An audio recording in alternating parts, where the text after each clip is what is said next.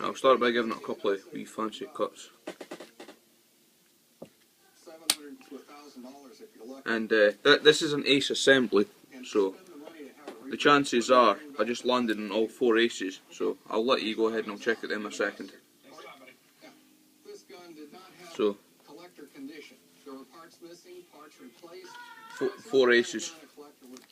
And they go back onto the top of the deck. So, we've got hearts, we've got diamonds, we've got clubs, and we've got spades.